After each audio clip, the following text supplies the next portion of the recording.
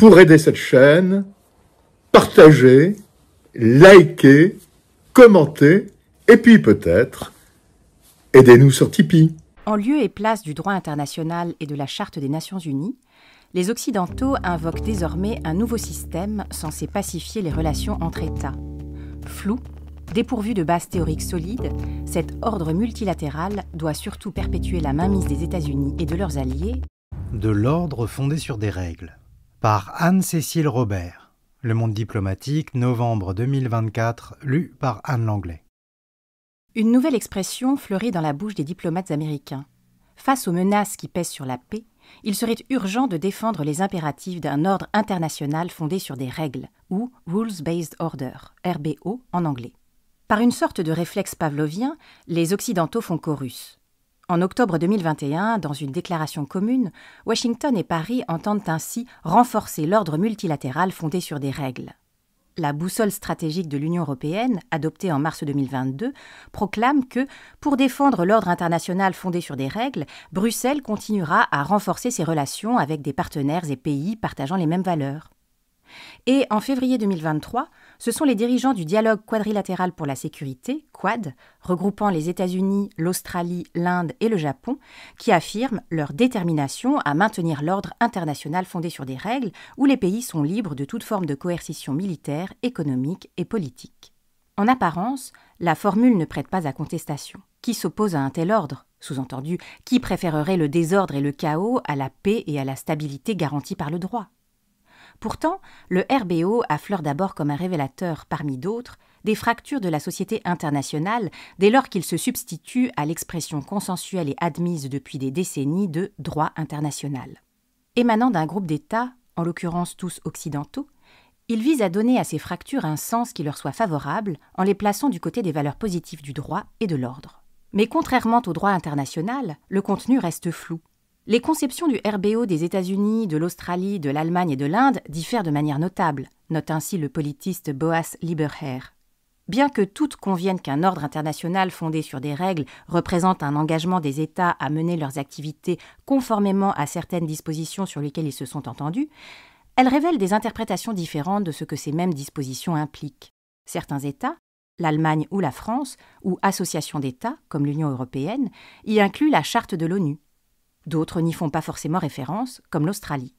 Le RBO viserait, selon ses tenants, à intégrer toutes sortes de règles, y compris informelles, qui forment l'ensemble de la normativité internationale. Il s'agirait de prendre en compte les nouveaux défis qui ne font pas encore suffisamment l'objet de traités ou de normes de droit international.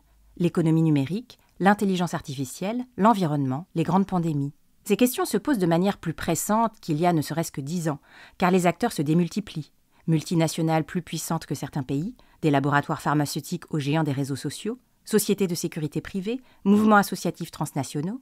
Les États, seuls ou au sein d'organisations communes, sont confrontés au risque de l'absence de régulation de ces secteurs, risque pour eux-mêmes et pour les populations.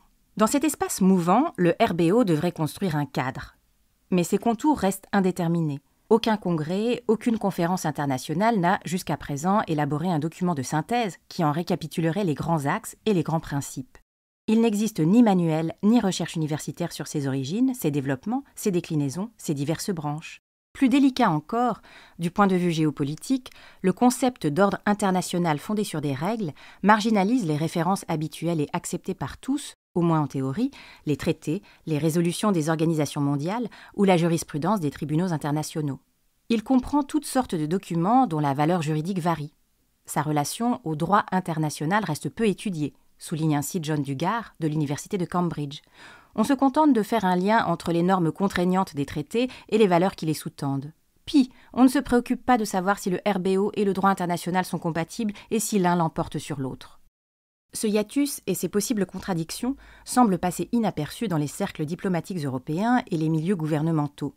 Lorsqu'on demande à des diplomates européens ce qu'ils pensent de l'ordre international fondé sur des règles, une partie d'entre eux ne comprennent même pas la question. Dans les cercles dirigeants européens, d'autres évoquent les déclarations et les textes officiels de l'Union européenne ou de ses membres, la Charte de l'ONU. Mais ce n'est pas le cas aux États-Unis ou en Australie. Les présidents Barack Obama et Joseph Biden ont pu prononcer de longs discours sur le RBO sans mentionner ce document fondateur de l'ordre international ou le droit international lui-même.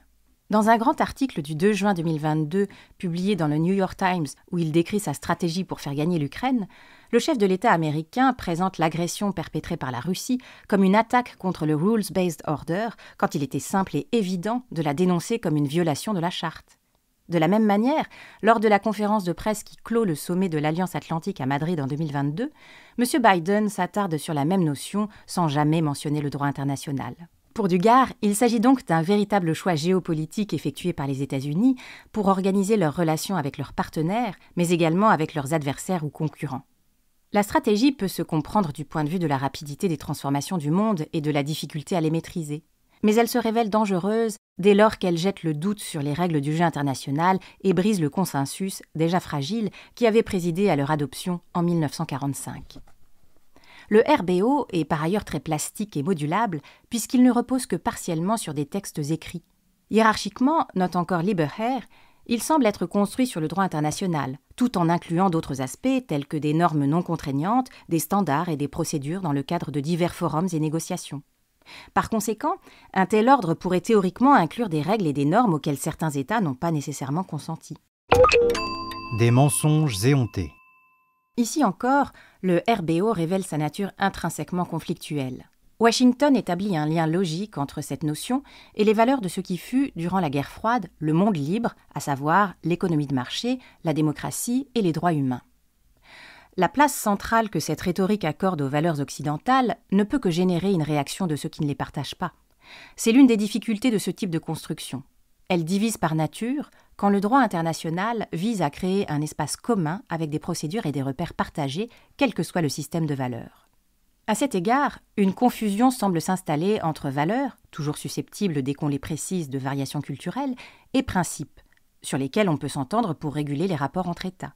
La chercheuse Tara Varma suggère que le dialogue international devrait se concentrer sur les seconds et moins sur les premières, afin de créer un dialogue plus clair et plus sain dans l'esprit que ce que la charte de l'ONU a imaginé. L'invocation systématique et presque obsessionnelle du RBO par les États-Unis leur permet de définir à leur convenance le cadre de la discussion et les règles du jeu. Celles-ci s'adaptent au cas par cas et aux besoins de ceux qui s'y réfèrent. Les États-Unis en tirent plusieurs avantages précieux. En premier lieu, ils peuvent justifier les entorses effectuées aux normes impératives du recours à la force dans les années 1990.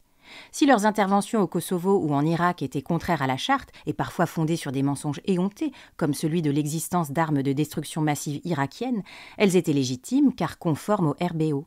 Le Rules-Based Order présente également l'avantage de faire oublier que les États-Unis ne sont pas les meilleurs élèves de la classe mondiale. Ils n'ont par exemple signé que 5 des 18 traités internationaux protégeant les droits humains, quand la plupart des pays de l'Union européenne en ont ratifié au moins 13. Les leçons de morale sur ce terrain paraissent donc quelque peu hypocrites. Washington n'adhère pas sur la Convention sur le droit de la mer de 1982, alors que, concernant la sécurité en mer de Chine, les Américains s'opposent frontalement aux Chinois sur les règles du jeu en la matière. Ils invoquent les droits humains, mais n'ont ni adhéré à la Cour pénale internationale, ces pays, pas plus que la Chine et la Russie évidemment, ni ratifié les protocoles additionnels aux conventions de Genève de 1977 sur le droit de la guerre. Il semble plus pratique, analyse Dugard, de soutenir des interprétations contestables du droit international en invoquant un RBO flou plutôt que de chercher à se justifier selon les règles plus strictes de ce droit. Un autre avantage, avancé par Dugard, prend un sens nouveau au regard de la guerre à Gaza, la possibilité d'absoudre un allié dont la conduite est contraire aux règles communes, en l'espèce Israël. Perte d'influence de l'Occident. La Chine et la Russie n'ont pas manqué de réagir à la promotion du RBO et s'y sont publiquement opposés dans l'enceinte même de l'ONU. La déclaration conjointe sino-russe de février 2022 fait ainsi référence à l'architecture internationale pilotée par les Nations Unies et à l'ordre mondial fondé sur le droit international. Pékin conteste l'ordre fondé sur des règles qu'il voit comme une invention des Occidentaux et de leurs alliés pour promouvoir leurs intérêts. L'Empire du Milieu s'en tient officiellement à l'ordre international sous-tendu par le droit international et rejette le plaidoyer qu'il attribue à un petit nombre de pays en faveur d'un ordre prétendument fondé sur des règles. Pékin affiche, avec une certaine malice, son attachement au système issu de la charte de l'ONU. Il défend une vision conservatrice de cette même charte, centrée sur ses normes de base, à savoir la souveraineté des États et le principe de non-ingérence. Une telle vision, qui fait peu de cas des droits humains, ne peut que trouver grâce aux yeux des pays agacés par les abus de pouvoir occidentaux. Le RBO peut aussi se comprendre comme une réaction à la perte d'influence de l'Occident, dans la mesure où, en brandissant un nouveau concept, les Occidentaux tentent de reprendre le contrôle des événements. Nommer les choses est une manière de les contrôler. C'est pourquoi la sémantique fait souvent l'objet de débats passionnés et de luttes d'influence. Les Russes ne parlent par exemple jamais de l'annexion de la Crimée, mais de son rattachement. Ce vocabulaire, beaucoup plus neutre, donne l'impression de retrouvailles volontaires entre la mère-patrie et la péninsule. Avec le RBO, les États-Unis tentent de demeurer dans le cockpit de l'avion international où ils sont installés depuis des décennies. Le nombre et l'enthousiasme de ceux qui reprendront cette expression traduiront la mesure de leur puissance. C'est pourquoi il est tout à fait significatif que ce soit essentiellement des Occidentaux. La fragmentation du monde va bien au-delà du choc des puissances, note le politiste Jean-Vincent Olindre, qui diagnostique un choc des récits. Les polémiques actuelles, parce qu'elles portent sur les règles de base du multilatéralisme, risquent d'amener l'ONU au bord de la rupture.